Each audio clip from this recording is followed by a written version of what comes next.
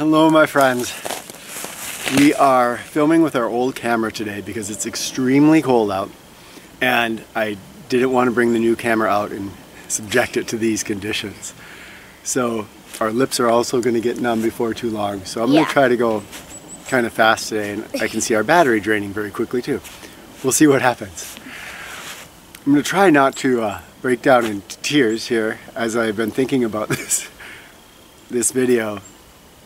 When you all responded to my question about advice for ads, that video and basically every single one of your responses is now going to become something that Rebecca and I, the whole family really, can go to and read that if we ever are feeling like what we're doing is not making a difference in the world. The show of support and love and caring for myself and my family was extremely touching and meaningful. So thank you so much for that gift and for sharing your thoughts and your advice. I wanted to update you on the ads. I put an ad up on one of our videos and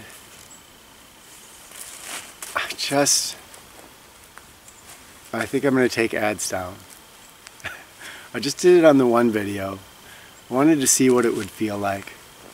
And I'm so in love with this idea of gifting things out to the world. And if people choose to give back, then they can gift back. And I want to keep trying to live that. I'm not going to make our family suffer for that.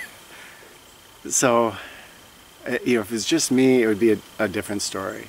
But I do want to keep believing in that right now, and until the point where that money would just make the difference. I have to tell you about that loud sound you just heard.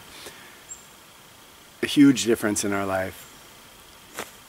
We're going to keep trying to do things the way we've been doing it. Yeah.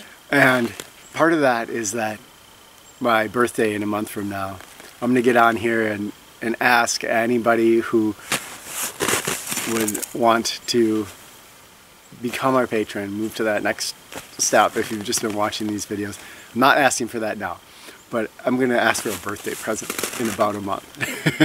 So that'll be another video. That loud crack you heard, when it gets this cold, trees can get these frost cracks. So what happens is the water inside them... I've heard those in like summer where they kind of, I don't know what causes it, but they lean and make this noise. That's when they're leaning together. This is only on these really cold days or cold nights. And the liquid expands in there and then will crack the wood. And you'll see these small cracks in the trees. Oh. It sounds sometimes at night like there's a war zone. There'll be boom, boom, boom. I bet it would be that loud. That's how. This morning when I took Djembe for a walk, it was incredible. I heard them all over the woods. So anyway, that's the ad update. I'm so thankful that you shared your thoughts, and that gives me more feeling of if in the future it's going to feel right, we can do it. But right now, we're going to keep trying the way we're doing things. We wanted to talk about sugar. First of all, we should disclose that we've had 2 sugar bumps. The first one was the deviled egg. You did not know. Deviled eggs. I did not know. I took a bite and it was way too sweet. Later on, I found out it had sugar in it. But I'm assuming it was just honey or... Yeah, so that was the first time I think that we had sugar. The second time, this one was more conscious. It wasn't a mistake. It was last night at our dear friends, the Januaries, Chris and Jim, and they had some homemade whipped cream. We were having... It's homemade. It's different than buying a thing. It was buying a thing of whipped cream from the store, and if they had offered that, there's no way. But this was like they had made it, and I mean... So, yeah, so we had a little bit of whipped cream. But overall, we've been sticking to it, besides those 2 little bumps, and I'll quick talk about Mom. She said her skin feels more clear. She's not feeling cravings anymore, and she doesn't feel snacky. She doesn't feel like she needs snacks between meals all the time. She feels just more satiated from the meals she has. We talked with Helen. She said for her, she thinks sugar was mostly just a habit, and she's not having a lot of cravings, and realizes that sugar was just put into things because that's what you do. And she would eat foods, processed foods. I mean, she's mostly a whole food person, but things like ketchup, and they just have ketchup, or they have sugar. It's just a part of... It's like so weird. Yeah. Like the deviled egg would have been much better without the sweet. Actually, I gave it to Mom and said, this is way too sweet, I can't eat it. Yeah, before we even knew sugar was in it, you felt this was way too sweet, whatever kind of sweetener it was. Now, since I have Mirabelle here, tell us about your sugar experience. Well, once you've started it, it gets easier and easier the longer you've done it, I feel like.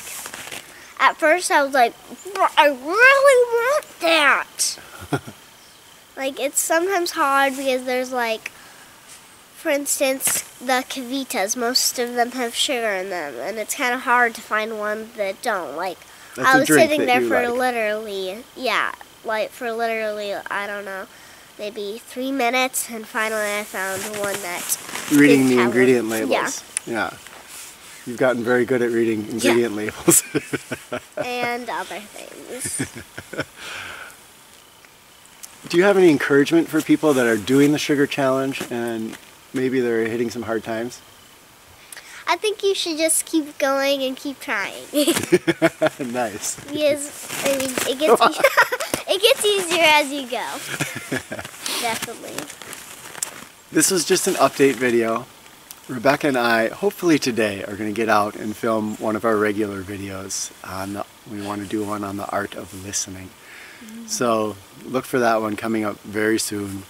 But I wanted to reach out, say thank you in a really, really big way. And just send love to all of you. It's, you know, I got one more thing. What? As people answered that, and so many people responded, I realized that even though this is online, there's really a community here, and I've gotten to know more and more of you better and better through online mentoring, video mentoring that you're doing with us, or through emails. And as we start to shift the programming at Rewald University, we want to do more and more things that are short term. So hopefully we get to meet more and more of you in person.